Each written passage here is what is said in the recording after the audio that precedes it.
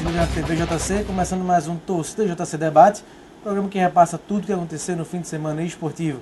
E esse fim de semana tivemos resultados surpreendentes do futebol pernambucano. Quem diria, o Sport voltou a vencer fora de casa 1-0 em cima do Atlético Paranaense, um golaço do Diego Souza. E aí o Sport praticamente livre da queda para a segunda divisão. O Náutico fez mais que sua obrigação, venceu o Luverdense por 1-0 na Arena Pernambuco no sábado. Também no sábado, a decepção da rodada. O Santa Cruz mais uma vez perdeu 2-1 para o Bragantino e mais uma vez perdeu a chance de entrar no G4 da Série B.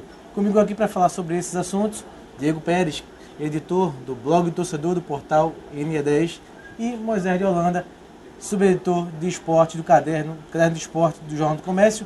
Moisés, o Santa não quer entrar no G4, Moisés, terceira semana seguida. O Santa e outros 5 também, né? Agora, como tem que entrar um, aí mas tá o o Santa, Ceará. 3 rodadas, Moisés, Não, é bastava impressionante. Não, e assim, em jogos, assim, tirando o do Náutico, né, jogos que dava pro Santa, né? Tava jogando com a América de Natal, na zona de rebaixamento, Bragantino brigando para não entrar na zona de rebaixamento, eram 6 pontos.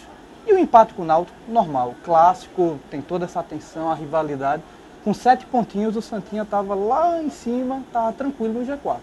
Bastava uma vitória, Diego. Eu que fui aqui defensor do Santa Cruz, o Carlalho Paz Barreto sentou nessa cadeira que você está, disse que o torcedor do Santa de esquecer, que não dava para subir. Eu briguei com ele, disse que ia subir, e o Santa vence os principais concorrentes e perde para a América de Natal e agora para o Bragantino, Diego. Primeiro, um prazer falar com vocês aqui, sempre estou acompanhando na internet, ligado, mais essa inovação do Jornal do Comércio, muito bacana.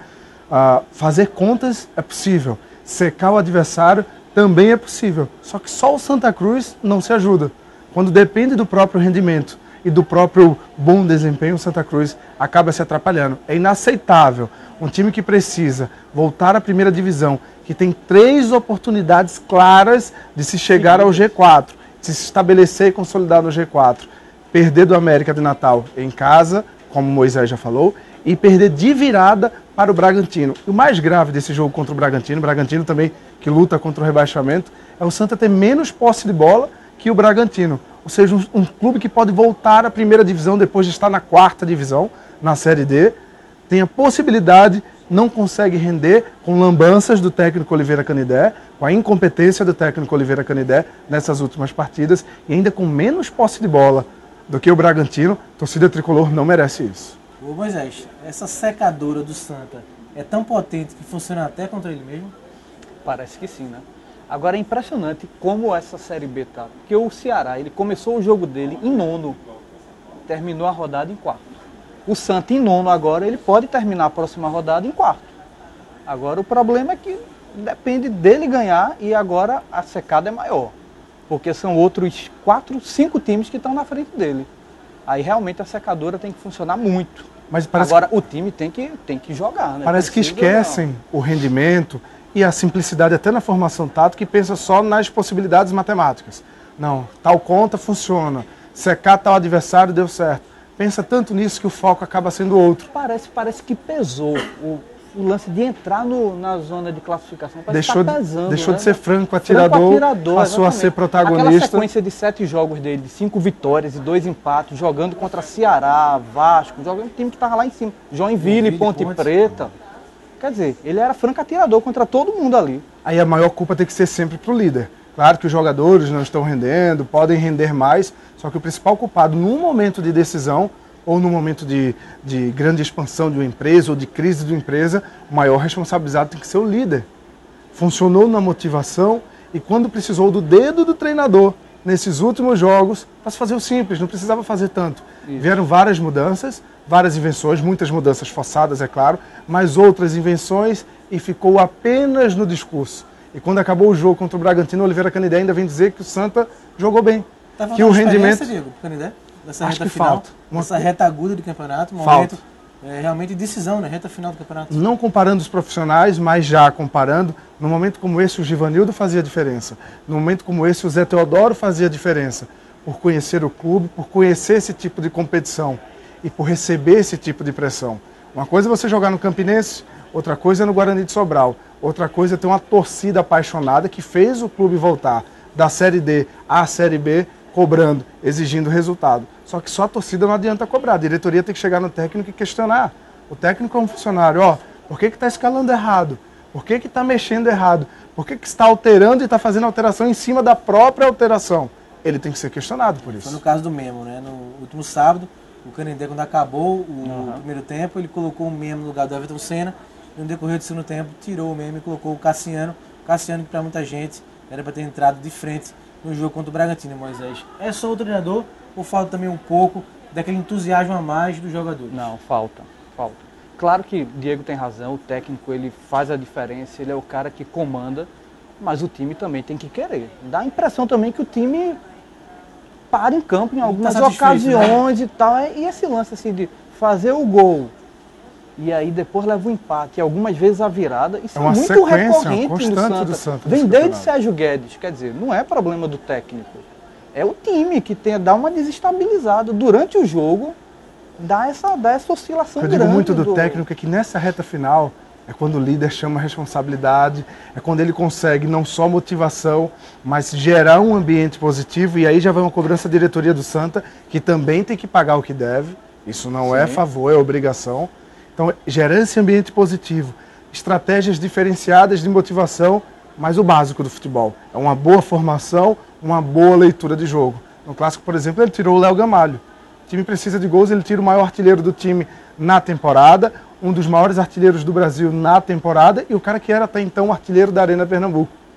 Ele quer dar uma sacudida no time de alguma forma, né? Como o Sérgio Guedes também tentava, mas chega uma hora que o time se encalacra nas próprias. E tem times piores. Se você for pro elenco, tem times piores no Santa que estão conseguindo render mais. O elenco do Santa mesmo, assim, é para brigar mesmo pelo G4. Mas acho que agora diminuiu um pouco a pressão, né? Agora o favorito à vaga é o Ceará, que tem uma tabela mais fácil. Você acha que agora pode ser positivo pro Santa, mas o Ceará tem uma pressão maior, tá?